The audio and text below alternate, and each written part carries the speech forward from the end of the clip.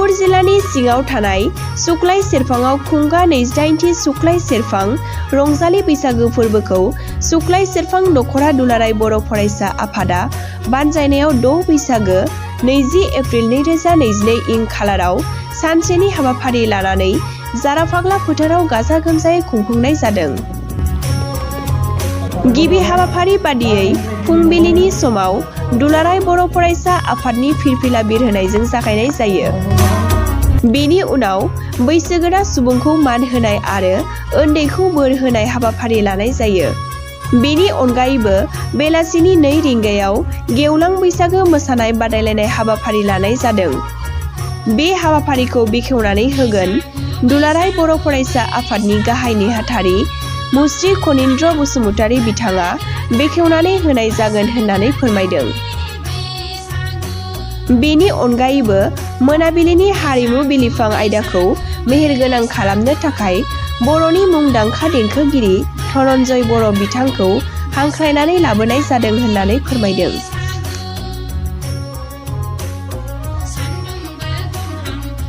गिबियावनो सुक्लाय सेरफां रंजालि बैसागो खुंथाय आफादनिफ्राय नोंथांमोन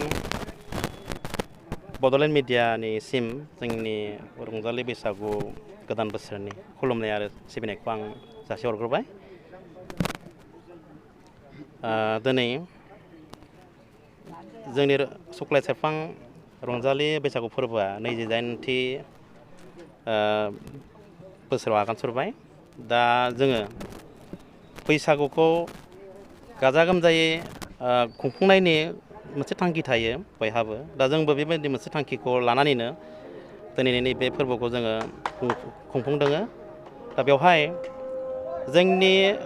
बर' हारिनि गाहायै जे हारिमु आरो बे हारिमु बिथिंखौ गाहायै बिथा खालामनानैनो दा जों अकल मोसानाय दामनाय देनायल'थ' नङा, बे बिथिंखौल'सो नोजोर होनानै जे बेखौ खुंदों बे नङा। गासैबो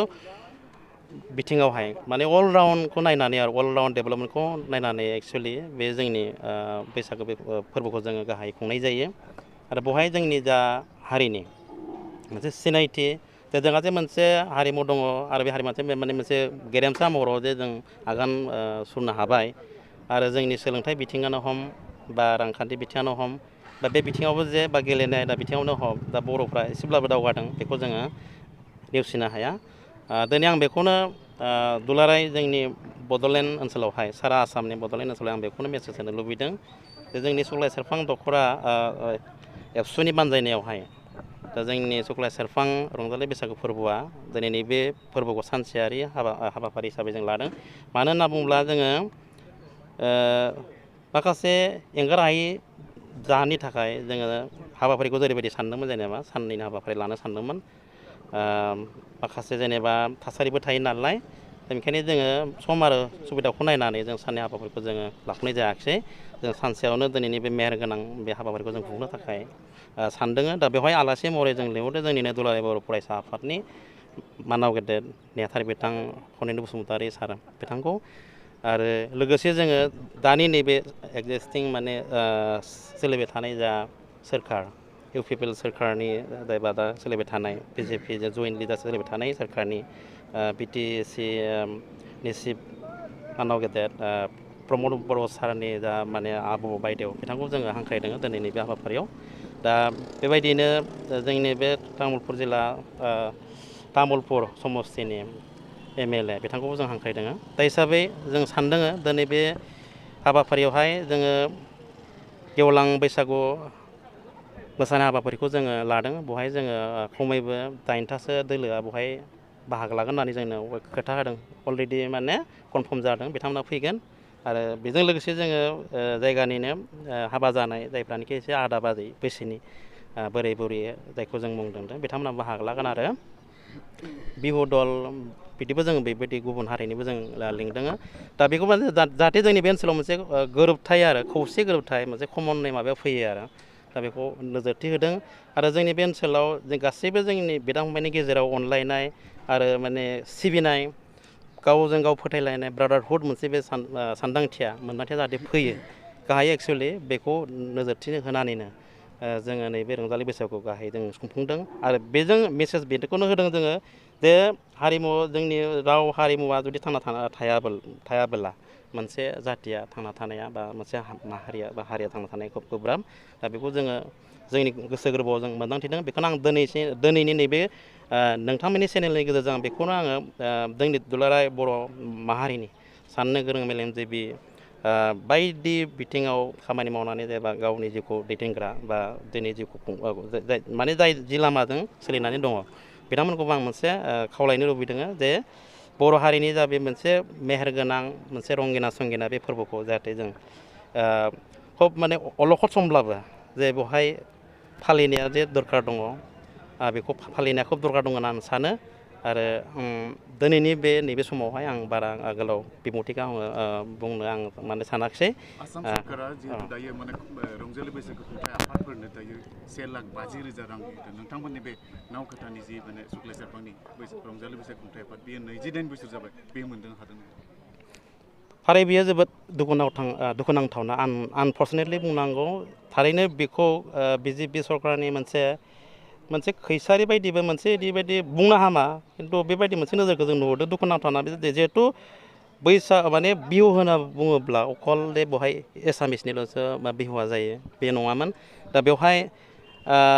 आसाम गभर्नमेन्टआ डाइरेक्टलि माने बेखौ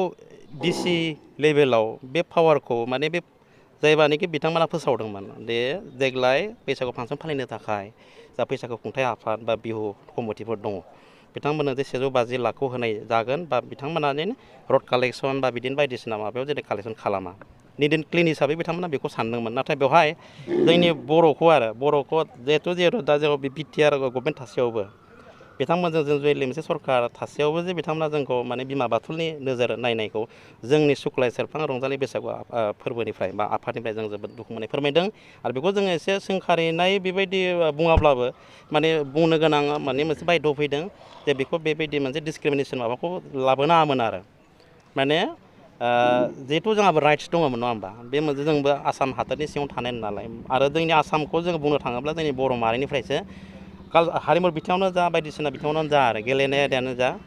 मोनसे गोग्गोम बिफाव होदों होनब्ला जोंनि बर' माहारिया दा बेखौ बेबायदि डिनाय खालामनाया एक्सुवेलि जोबोद दुखुनांथावना जादों आं बेखौ जोंनि दानि सोलिबाय थानाय दा सोरखार बिजेपिजों दा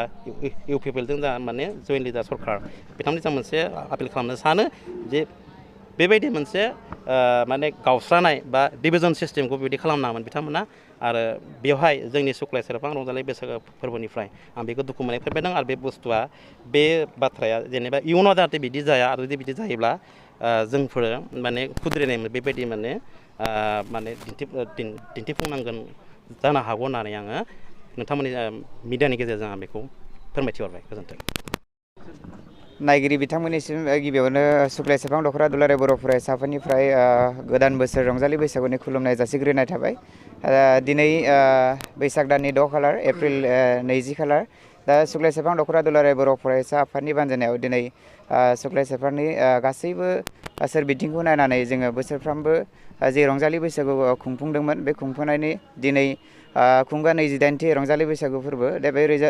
रंजालि बैसागु फोरबोआव जोङो सानसेनि मेहेरगोनां हाबाफारि लानानै जोङो खुंफुंनो लादों दा बेवहाय जोङो हाबाफारि हिसाबै सानसेनि हाबाफारि हिसाबै गिबियाव जोङो जोंनि आफादारि फिरफिला बिरहोनायजों लोगोसे हारिमुवारि फिरफिला बिरहोनाय फुंनि 8 रिंगानिफ्राय जागायजेननानै जोङो सानसेनि हाबाफारि लानानै बिनि उनाव मुंख्लंफोरनिसिम बिबार बावनाय बेनि उनाव जोङो दंफां फुलि गायनाय आरो लोगोसेयैनो बैसोगोरा सुबुं बिथांमोनखौ मान बावनाय हाबाफारि लानानै लोगोसेयैनो जोङो हारिमुखौ फोथांना लाखिनायनि सार्थ'आव जोङो जोंनि बर' हारिमुखौ फोथांना लाखिनायनि सार्थ'आव नै बेलासिनि 2 रिंगानिफ्राय जोङो गेवलां बैसागु मोसानाय बादायलायनाय लोगोसेयैनो जोङो बोराय बुरैनि जिथु रंजानायनि जि मोनसे नेरसोनथि बेखौ लाखिनो थाखाय बोराय बुरैफोरनि जि मोसानाय दिन्थिफुंनाय बेखौबो जोङो लादों आरो लोगोसेयैनो जोङो ओनसोलाव जोङो हारि माहारि राव धोरोम बासिया लाखियो जाहाथे जों अनलायनानै थानो हायो बेखौ नोजोर होनानै जोङो गुबुन हारिनि मोसानायखौबो दिन्थिफुंनाय जोङो हांख्रायदों बावहाय बिथांमोना फैनायनि खोथा होदों दा बेखिनि माखासे हाबाफारिखौ लानानै जोङो खुंफुंनो थि खालामदों दा बावहाय जोङो मानगोनां बिथां आलासिमोनखौ लिंहरदों दा बावहाय जोङो गेवलां बैसागु मोसानाय बादायलायनायखौ बेखेवनो थाखाय जोंनि दुलाराय बर' फरायसा आफादनि मानाव गेदेर गाहाय नेहाथारि बिथां खनेन्द्र बसुमतारी सार बिथांखौ लिंहरदों। बिथाङा फैगोन, फैनानै जोंनि गेवलां बैसागु मोसानाय बादायलायनाय हाबाफारिखौ बेखेवनानै होगोन आरो लोगोसेनो जोङो बेवहाय बे हाबाफारियावनो माननि आलासि महरै आथिखालनि बिटिसिनि मानाव गेदेर चिफ बिथां प्रमद बर' सारनि अनसुलि बिसि पारुल भराली बर' बिथाङाबो बाहागो लाफैगोन। लोगोसे तामुलपुर बिधानसभा समस्तिनि मानगोनां बिथां MLA बिथां जलेन दैमारि बिथाङाबो बाहागो लाफैयो। थिग बेबायदिनो आरो ओनसोलनि माखासे मेलेमजिबि बिथांमोनाबो मानगोनां सुबुं बिथांमोनाबो बाहागो लाफैगोन। जों बिथांमोनखौ लेंहरखानाय जादों। दा नंखायनो जोंनि जिखिनि सानसेनि हाबाफारि लानाय दा बे हाबाफारि लानाया जाहाथे जोंनि ओनसोलावल' जानानै थायाथों, दुलाराय जोंनि बड'लेण्ड ओनसोलाव थानाय गुबुन गुबुन जायगायावबो जाहाथे जोंनि हारिमुखौ फोथांना लाखिनायनि सार्थआव नैफोरबायदि रंजाथाइ फोरबोखौ जाहाथे बयबो फालिलाङो आरो फैबाय थानाय समफोराव जोंनि जि हारिमुवा गोमालांनायनि लामा लादों जाहाथे बेखौ फिन फोथांना लाखिनायाव बयबो बिहोमा होलायो, हेफाजाब होलायो, बेखौनो आङो खावलायनो लुबैदों। दा बेखिनियानो, गोजोन्थों।